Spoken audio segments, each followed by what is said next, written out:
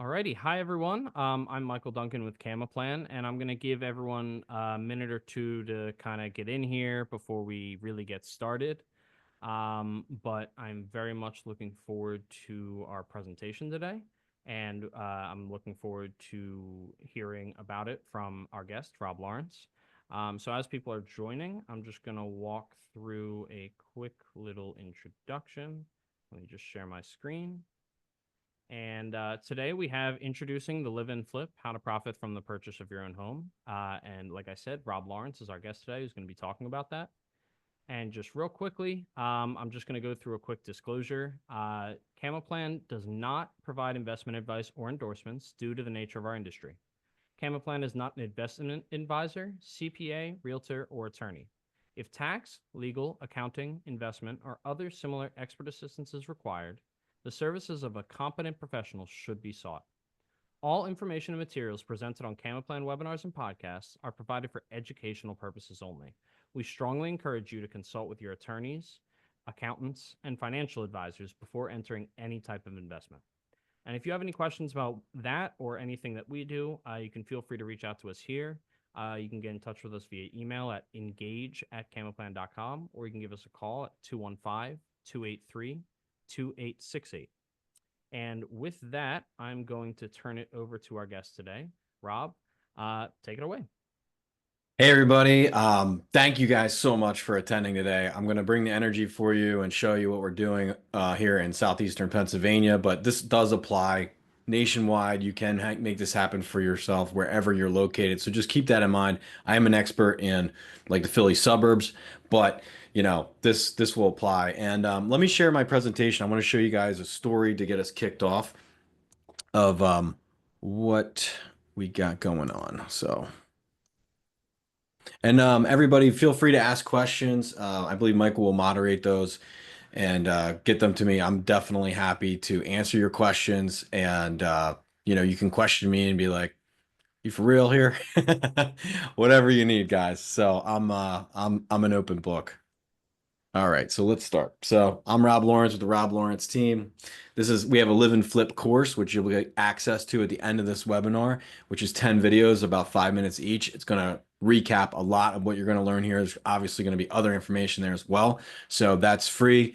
And would love to have you guys give me feedback on that as well. Hopefully it's helpful to you.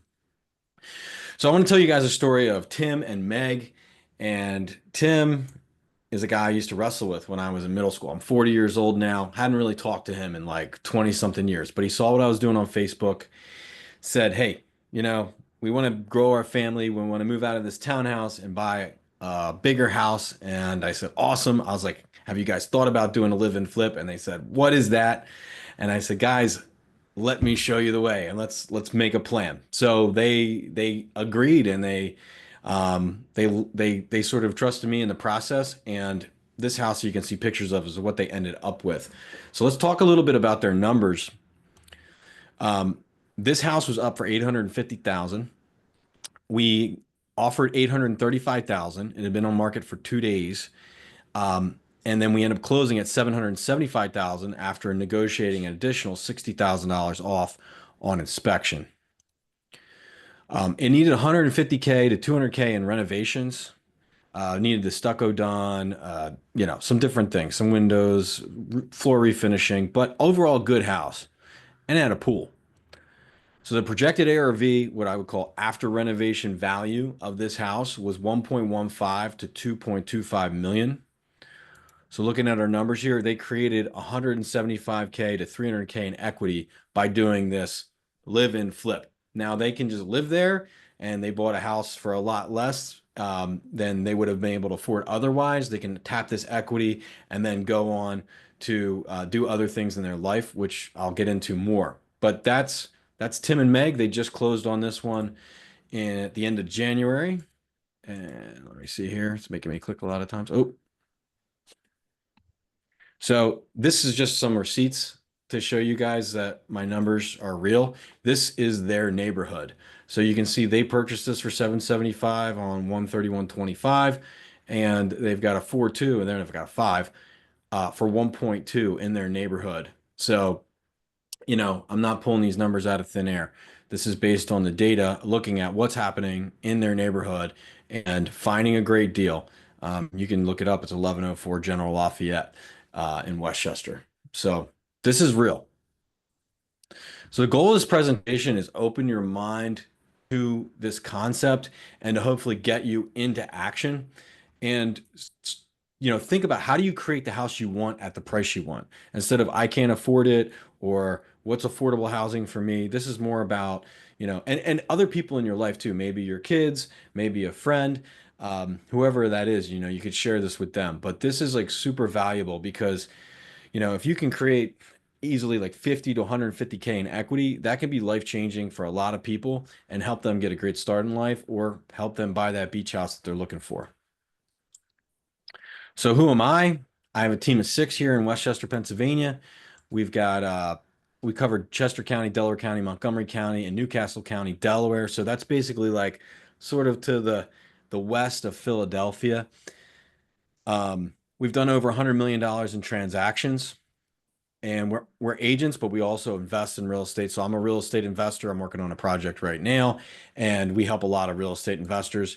And our team is primarily focused on helping people make money in real estate, which does set us apart from a lot of other realtors. I know it can feel sometimes like realtors are just out to make a commission, but I'm always saying, hey, how do I make people 5 to 10 times what they're paying me? So what is a live and flip? Any questions so far from anybody, Michael? No, no. Yeah, no. Everyone's following along, it seems. All right, awesome. Um, so what is a live and flip? You're buying a house, you're fixing it up, and you got to create some equity above what you paid from the property and renovations. That's simple, right? 1 plus 1 should be 3, or 2 plus 1 should be 5. Whatever simple math you got there, that's the basic idea. We don't want to break even. We don't want to lose money. We want to make money.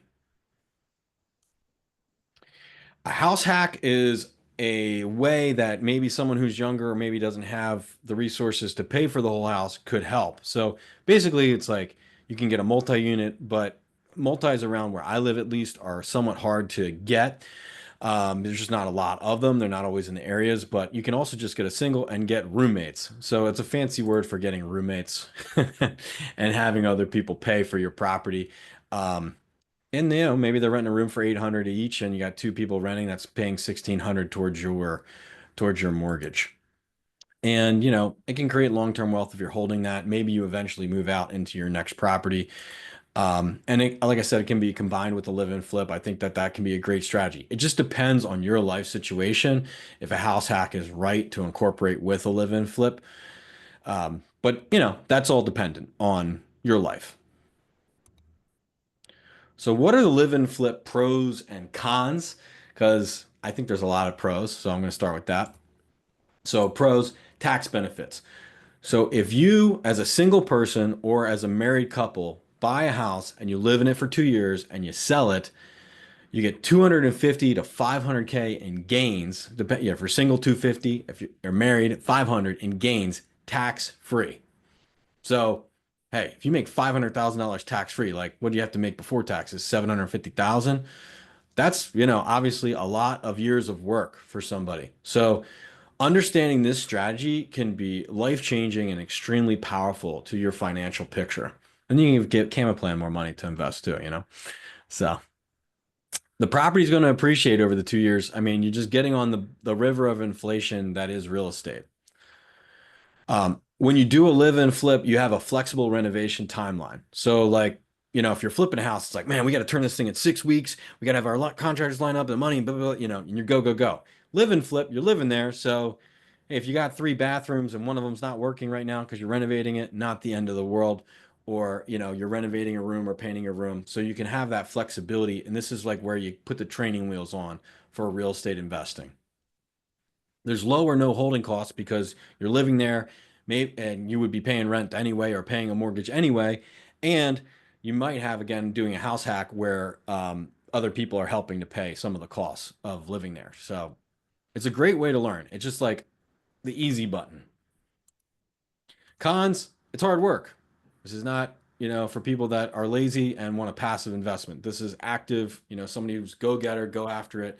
Hey, I'm willing to learn how to lay floor on YouTube, whatever it is.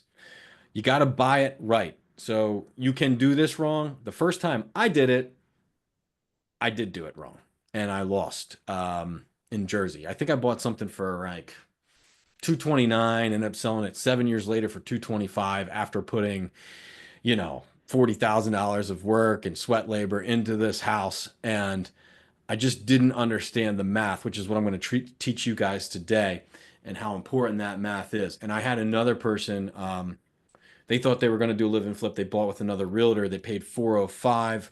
The house was really worth like 330 based on current condition and the after renovation value. That person ended up losing about $60,000 because they just got in over their head and had to bail. So this can be, disclaimer. This is not just, work with anybody and, guess at it. You can lose money. So you got to buy right. You need access to capital. So you need really your down payment and your renovation costs, and you got to figure out how you're going to get that. You might be living in construction zone, but that's almost part of home ownership.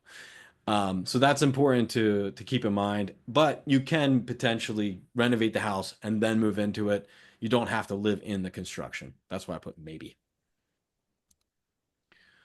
So how to get prepared? You got to build your real estate team. So if you're not in my area, it's good if you can find investor focused real estate agents and investor focused financing people like mortgage or I have one guy who can get conventional loans through on rougher properties than normal. That's been really key for my clients. So like how you're financing it, maybe again, contractors and things like that, title, all that stuff. So building your real estate team, getting the right person to help you and guide you through this process is super huge. Do we got a question? Yeah, we just did actually get a question. And it was, can you do this with self-directed IRA funds? Which I do know a little bit about if you'd like me to take that. Yeah, why don't you answer that question? Yeah, so this exactly, to my knowledge, you can't do with your IRA, self-directed IRA funds, and the reasoning is because essentially there's when you're uh, when you're paying for a property with a self-directed IRA, there are certain restrictions that basically prevent you from living in that property or doing your own work on that property, as well as having certain family members live in that property. I don't know the exact ones, but it's something like, your brother or sister can't, but maybe your uncle can. And don't quote me on that, but it's something around Who's your child? I don't actually know off the top of my head. But regardless, you are able to do this to a certain degree, not if you're not living in it, but if you're renting it out to, close friends and family. Or sorry, not close family, but like close friends or if you're renting it out in general. So there are definitely some stipulations that prevent this from happening when you're using your self-directed IRA funds. But at the very least, it's still very educational and it can give you funds to put in your self directed IRA if you're doing it with other funds. Yeah, yeah. All right, thanks, Michael. Yeah. I would say one of the big things is access to the debt market. So good credit score is important. Um, your income requirements, you know, are you making money? Are you going to qualify for a loan, or is someone going to be able to co-sign who's qualified? And the down payment and renovation costs. So you got to figure out, okay, like I'm buying something, I'm going to go 5% down plus closing costs. So you need like 9% of the purchase price. And then how am I going to fund the renovation? So, I typically recommend that people have access to maybe like 50 to $100,000 in cash for something like this. But again, it could be a gift from a parent, could be, someone partnering with you. I was actually just talking to a guy down the hall and he was like, yeah, my dad wants to do an investment. I was like, well, why don't you guys do like a live and flip together and you could live there and you're paying rent anyway. So there's a lot of ways you can look at it. But one of the main goals of this is actually to just create money and not burn your cash. Because the goal is to get that money back out once it's in quickly. A good network of contractors is important. A local real estate investor meetup is a great place to meet people that know contractors. Like I was just running mine last night. I run one once a month, and there was people there that are specific to investors, and like the prices that I get paint done for or flooring done for or other things done for is like not retail, and that's huge. So a great place to meet contractors is going to real estate investor meetups and meeting other real estate investors and asking them who they use. And sometimes there's actual contractors even at the investor meetups, like my flooring guy was yesterday. But I like refloored a whole house, demoed it out, and put quarter round in. It was probably like 2,000 square feet for like 7 grand on this one I'm doing right now.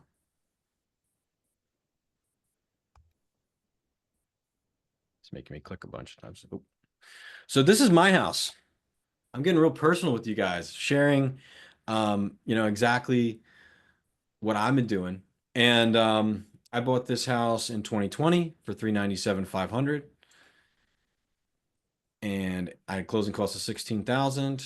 I rehabbed it for 85,000 over time. First I did like 40, and then I did like another 40 in the basement a couple years later. My current after renovation value is 825,000 for a profit of 326,500 so far. Yes, COVID helps with depreciation and all that other stuff, but the main thing was like I put 40 in, and then 6 months later I appraised at 540, and then used that to buy a beach house, which I'll talk about in a minute. So this is what it looked like before. It wasn't this virtual staging. And here's a video showing the house. So this shows the renovation process, about 60 seconds here. Old outdated kitchen. These are like typical grandma houses, I call them. And we ripped out a closet. We put a bathroom in there. We opened up the doorway. That's me. Smashing stuff. You don't have any anger issues when you're done with one of these. I re-drywalled everything, took out all the walls, and opened the kitchen way up. So you'll see that in a second here. So this is the bathroom that we put in the closet. Did luxury vinyl plank through the whole house, and this is the new kitchen. Wow. A world of a difference. Yeah. You can create your dream home, design the kitchen how you want. There's a lot of positives to this in terms of like, um, what you can do. So then I told you I refinanced. Well, this is what we ended up buying with the money that we created from this house, which is my wife wanted to be in Clearwater Beach. So now we have a spot in Clearwater Beach. We use that HELOC, home equity line of credit, to use as down payment to buy an Airbnb in Florida, which we still own to this day. And I was actually going to Florida on Friday to see if maybe we might change to a different place. But yeah, we ended up buying this house. I won't bore you with the whole video, but um, this can really open up a lot of your dreams. Maybe you've dreamed of having a beach house. Maybe you've dreamed of having a hunting camp. Maybe you've dreamed of, I don't know what. But, real estate investing is a vehicle that can really help you live the life you want. And I always encourage people to think about, how can I afford something? Not I can't afford it, or that kind of thing. So here's a another client turned teammates live and flip. This is in Ardmore, Pennsylvania, purchased for 320 on market.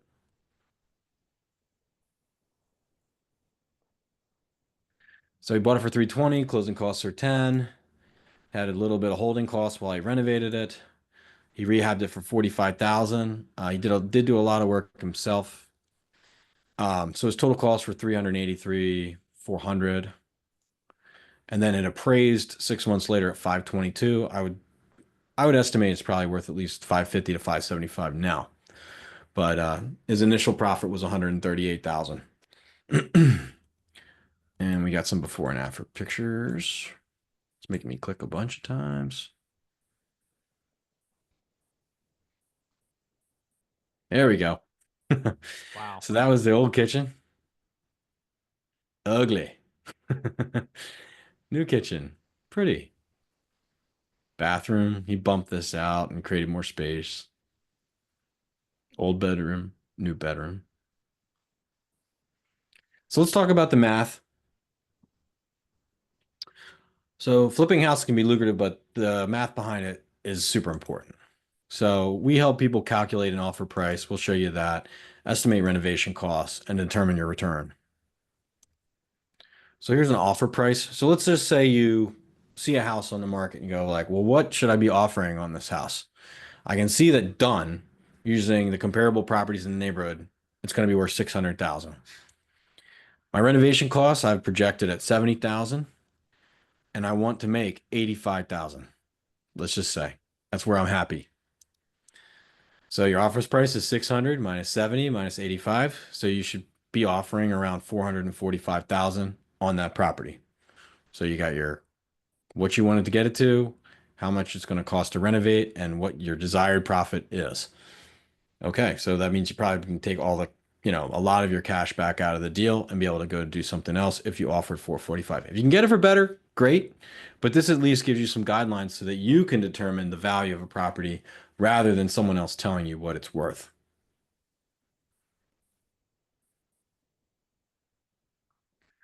So how do we determine the ARV? So like if you're not a realtor and you don't have access to the MLS, like your realtor should be able to do this for you.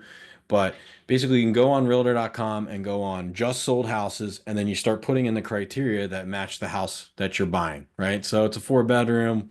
I put in 1 to 5 bathrooms. I got like the square footage range in there, that it's a detached house, same school district, and then I can see, hey, what's stuff selling for, you know, in that's done. And I can look at the pictures and I can see the level of renovation. I can sort by the highest price, see which, where was the top of the market, where was the bottom. And that's going to give you an idea of your ARV or after renovation value. So how are you going to finance this? The great thing about a live-in flip is over a regular investment is you're going to need a lot less cash out of pocket. Because if you're buying like a rental property, you usually got to come 20 to 25, sometimes 30% down payment out of pocket, plus closing costs, plus your refinance, plus your renovation costs. So when you're buying a personal residence, the government likes that. And so they incentivize that with lower interest rates and lower down payments. So you can go FHA, though FHA's got a lot of, it got an appraisal inspection, which makes it undesirable to sellers who have rough houses. So a lot of times, if you got a really, really rough house, you're gonna have to go hard money, which is what it's called like private money, which is what flippers use. If it's like okay, not terrible, maybe cosmetic, conventional loan is usually the way to go, and that's usually where I try to push. There might be a line of credit that you have on another house that might help you with this house. A cash out refinance on another property. You could use a VA or a USDA loan. So if you're a veteran, or you live in a rural area, the USDA comes into play. And friends and family, obviously, like parents help kids buy houses all the time. But I think it's really interesting, as a parent, let's say you're trying to help your child buy a house, if you can make that a great investment and maybe even cash your money back out at the end of the day, or just create more wealth for your child, basically multiply your gift through teaching in this process. And a lot of people, when they're scraping, getting started, they get a Home Depot credit card, they get other credit cards. I mean, it's not my ideal, but people do it. So making a renovation plan, you're going to assess the property and set goals. Now, when you're new to this, you might go, I don't know how anything costs. Well, you can learn that stuff. And it's actually like relatively easy. Like you can Google on an AI and be like, how much is it to replace a toilet? Or how much is a vanity? How much does a flooring cost? You can get quotes, and understand your budget. So I just did a project. I put the budget at like 30. We're probably going to come in at like 33. And for that, I'm doing paint, new floors, replacing the toilets and vanities, doing a new shower. I fixed the deck. I'm putting a new driveway in, short driveway, and do some landscaping. So, again, if you're really thrifty and savvy, you can really do a lot for a lower budget. So You can ask for contractor recs. Like I said, I think again, real estate investor meetups are great places to meet contractors that understand cost is of the essence. And I would always say pull your permits. You can pull permits as a homeowner, and sometimes if you're going to hire a contractor, they're going to want to see their insurance and things like that. But if you go to sell it and you didn't pull in permits, and you're like, "Yeah, I did the work myself," it's like the next buyer is going to be a little weary about what's in the walls. Plus, it's safety, especially electrical. And yeah, you probably want to design for a broad appeal, more neutral colors, the flip look. Creating a project timeline is important, understanding how long is this going to take you and what are the order of operations. Like, can I paint before I put floor in? I think the answer is yes. You could put the floor in first, you can put the paint in, but you can get a lot done fast. And once you get good at this, especially. So, like this house I'm renovating, and I told you all the things I was doing, probably going to take about 6 weeks. Here's an example of a budget that I did on one of my houses and just showing like, okay, like here's my projected cost, the things I need to do, what did it actually come in at? So I'm sort of tracking, what I did. Just a simple spreadsheet. You can make your own. I don't have one for sale or anything, but it's just very basic. Like I need to get a shed demoed out, for example, right here. Okay, I think it's going to cost $500. Oh, it only costs $350 to get that demoed out. Um, you know, this is what I had budgeted for this. I went way over budget on this project, which was flipping a house in Westchester. But anyway, you get the idea. Just simple spreadsheet, lay it out, take it out of your head, put it on paper. Sometimes you'll be surprised how high the numbers get. So exit strategy. So ideally, you want to hold this property for 2 years. You can hold it forever. And I do know people that sell one every 2 years, and hey, they're making that 250 to 500 profit tax free. I mean, barely have to work if you do something like that. You could keep it as a long-term rental. I personally don't like doing that because you've got that tax advantage from the live and flip. If it turns into a rental, then, over a period of time, you're going to then be subject to capital gains. So you're kind of taking it out of your tax shelter. But a lot of people do turn their personal residence into a rental, and they will keep it that way. Not my personal preference.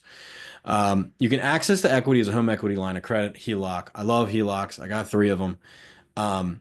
And that you can do fast. So you could probably do that within once you basically have it renovated, you can get it reappraised and they'll say, okay, the value now is 600 from your 400 purchase, and we're going to give you X number of dollars. And I'll show you that calculation.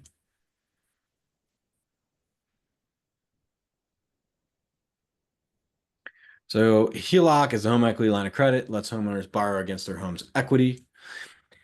There's a difference between the market's value and your remaining mortgage balance. It's a revolving credit line like a credit card. So if you're not using it, it doesn't cost you anything. Costs probably like a couple $100 to set up. Sometimes they're free to set up, and it's just sitting there like a big giant bank account that you can choose to access if you need to, but you don't have to. That's what I really like about them. They are variable rate on the interest rate, so that's one negative.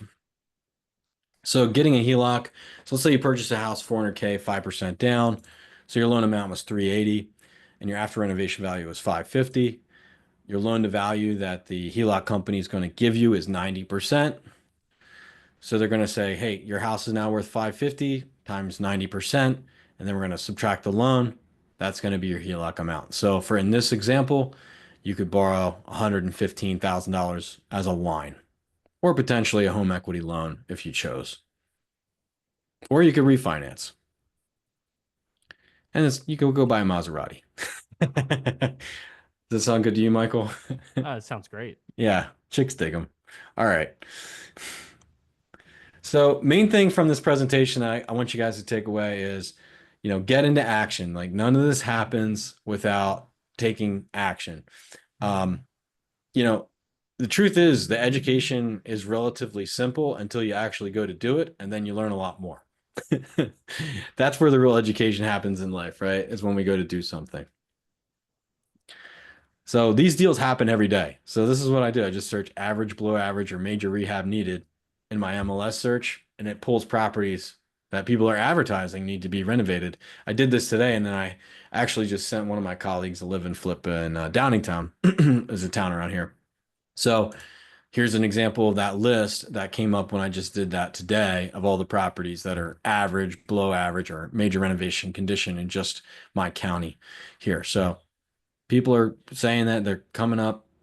You can go and bid on them. You don't need to find off-market deals, although you can. But I would say live and flip deals happen all the time because there's just elderly people don't take care of the house, or they take care of it, but they don't update it. Um, some people do get in distress situations from whatever problems they have. And a lot of times they just want to take their house to market. But, you know, a live-in flipper has an advantage over an investor because of their financing and their holding costs and a lot of other things. So the live-in flipper has a big advantage, and those deals are sitting there on the market happening all the time. And one of the reasons I'm getting this word out is because, like, man, these are easy deals for me to do and find and help people make 50 to 150,000, like relatively easily. And that's me. So you can see my QR code for the course here. So if you scan this, that'll take you right to the course. You can reach out to me in my email, my cell phone, check out our website. Yeah. Does anybody have questions or anything they want to ask? I will give them a couple minutes to get their questions in. I can expand a little bit on what we were talking about before if you'd like me to. Also, I did Yeah. go and find the answer. I am just going to steal the screen for 1 second, Yeah, go ahead. and then I will give it back to you. But these are just some more, this is some more detailed information on basically what is considered a prohibited transaction uh, with qualified persons and someone's SDIRA, selling, exchanging, or leasing a property to them, lending money or extending credit to them, and furnishing goods, facilities, or services. And more specifically, this is the chart that I was looking for, which is a description of who those disqualified persons are. So anyone in your lineal family is disqualified. So your parents, your grandparents, your children, your grandchildren, or their spouses, as well as your own spouse. However, any of your aunts, uncles, cousins, brothers, sisters, nieces, nephews are all completely fair game. So for those, you could, if you bought a house with your SCIRA, you could rent it out to your brother or your sister. And if you were interested in applying the live-in flip, possibly with a brother or a sister being the one that's actually living in and flipping, we can definitely help you make sure that you've got all your T's crossed and your I's dotted in terms of following what the IRS, puts forward in terms of rules. But I did want to share that to hopefully give a more straightforward answer on that. Awesome. Yeah, it's nice to have a rich uncle, right? Yeah. Yeah. Yes, it is. So yeah, just wanted to throw that out there because someone asked and something to keep in mind for sure. Um, Yeah. I Awesome. So I do have one question for you as well. If someone is interested, but maybe they're not sure how well that this fits, how well this process might fit what they're looking to do, what's the easiest way to, I guess, reach out to you? But are you able to help them answer that question and help them figure out like, oh, this is a fit for you or this isn't a fit for you? Yeah, definitely. I mean, they can definitely reach out to me and we can discuss their overall situation. And, sometimes I work with a lot of clients, we're going to probably do like 100 deals this year, right? So I look at it as like, if you come to me and say, like, I want to buy a house, and I say, well, let's consider a live and flip. And then they find something else that's done and they don't need to flip it and they're just happy with that, then like, hey, we're going to buy it, right? Mhm. And it's really like a journey and a process for everyone in self-discovery, I think, where they go, this feels really bad to me, or this doesn't feel right, or hey, wow, I'm really excited about getting to lay the floor and turn this place into my dream kitchen. So I really like to um, let people go on their own journey in the process and not force any one thing upon them, but have that open as an option to them and allow them to, hey, maybe we tour some beat up houses. Maybe we tour some houses that aren't so beat up and then see, what's feeling right for them. Absolutely. And we did have another question come in. Two more questions come in. First, do you have contractors that can evaluate repairs costs before submitting an offer? Uh, yeah, I think that's definitely possible. As an agent, I usually will be able to do that. Like if you get a good investor agent who has experience renovating, your agent should be able to give you like, yo, that kitchen's going to be 25,000. This floor is going to be $5 a square foot. We got 1,000 square feet.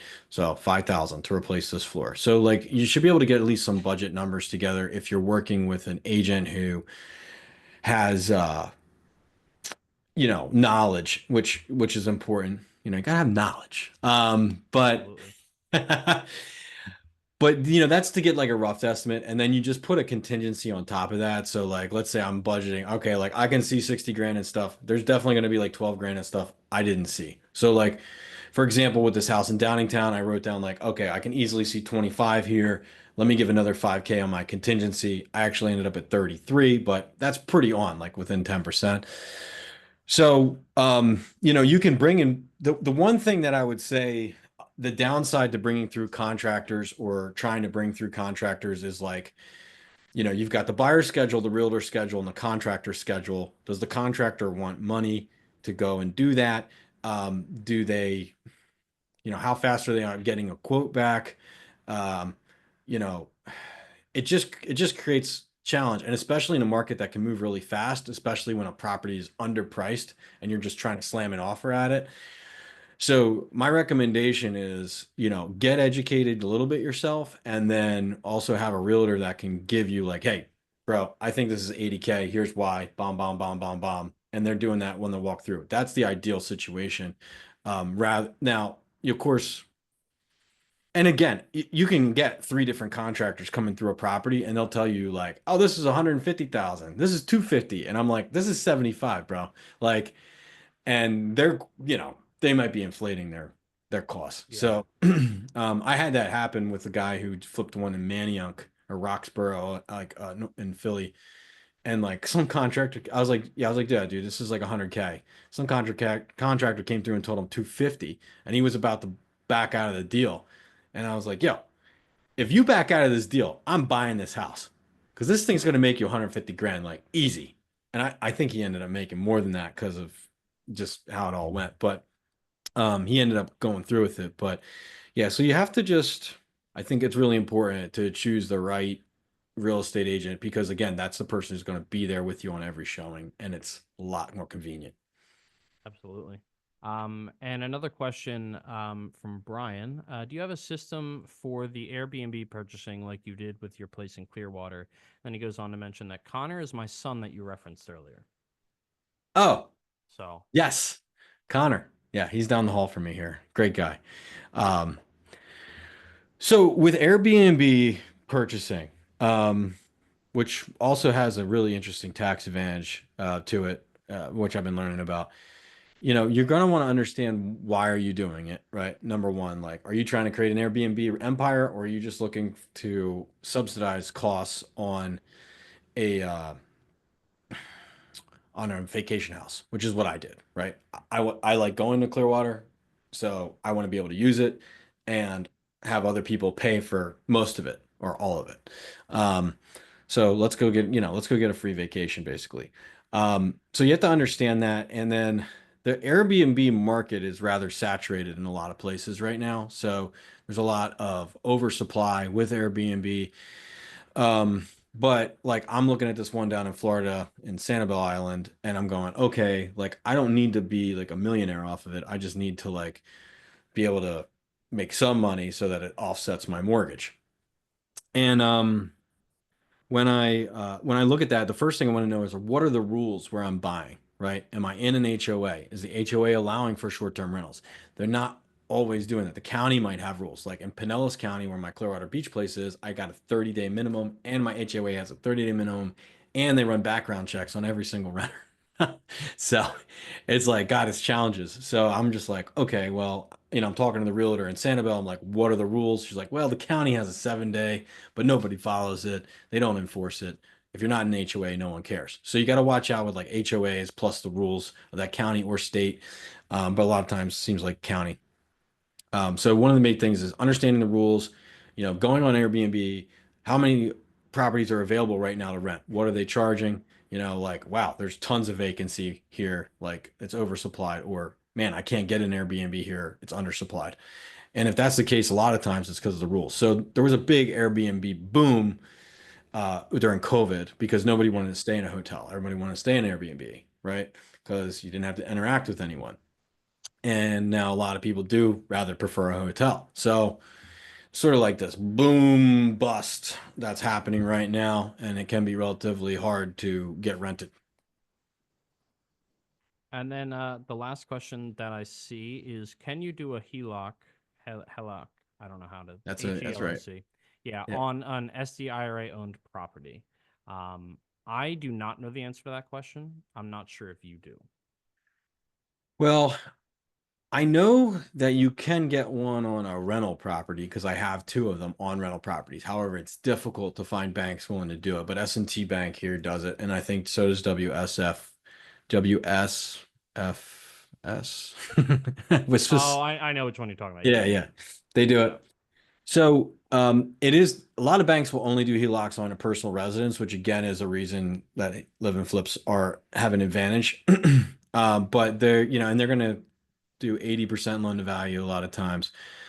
I just don't know how they would treat it in an IRA. I guess they're gonna look at the income from the rental probably and Yeah. determine like your ability to repay.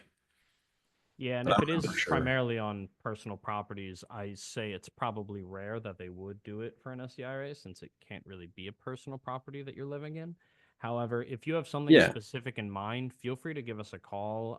There are people here that are much more intelligent than me and much more knowledgeable than me when regarding all of these rules and regulations, and we will be able to get that answer for you. I'm just yeah. not necessarily the person to have that answer. Yeah, I'm gonna guess like if you got a property in your IRA, it's a rental property. So you gotta get, that's the first thing is you gotta find a bank that's willing to do HELOCs to rentals. And, you might be better off doing like what they call debt service coverage ratio loan that refinances the whole thing. Yeah. Um, or just some other kind of loan. But yeah, HELOCs are a little trickier when it's not your personal. Awesome. Well, those are all of the questions that I see that have come in. So, last call for questions. But Rob, if you could just share, if you could pull up your screen again with all of your contact information, I want to make sure that people can get it, as well as your free guide. If people didn't get the chance to get that before I overtook the screen. Yeah. Um, so great. Yeah, and if you could just let them know where to find you, how to contact you.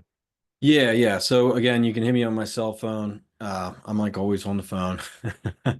And we can email is not the best. I do miss a lot of email. So better off to text or call me. And yeah, you can scan this here to take the course. It doesn't even collect your contact information. It's really just the information is there for you for free. And it runs through this a little bit more systematically and just with 5-minute videos, 10 5-minute videos that just run through this. So anyway, and you can share that with a friend, share that with a child, with, somebody you care about that you want this to help. Doing a live and flip changed my life and set me on the path to, become an accredited investor. And um, I'm just super passionate about that. So I'm just trying to get the information out there to more people, and I get paid when I execute here in the Philly burbs. So that's why I do this. I have a real estate team, and we get commissions when we sell houses. So it's always good. It's very simple. If we help you succeed, we get paid, and if we don't, we don't. Makes sense to me. Yep. All Cool. right. I haven't seen any more questions come in. So, Rob, I just want to thank you for your time and all of that great information. And I'm sure we'll be in contact, and I'm sure we're getting a couple of thank yous in the Q&A. And Awesome. I'm sure, yeah, if you have any questions, feel free to contact Rob. Feel free to contact us at Camoplan. And yeah, thank you so much, Rob. Yeah, Michael, definitely. And yeah, maybe just reach out to me so I have your contact and I'll just get your feedback. I'd love to hear your feedback. Awesome. Yeah, we'll do. All right, thanks, brother. All right. Thank you. And thank you everyone for tuning in. Have a good one. All right, see ya.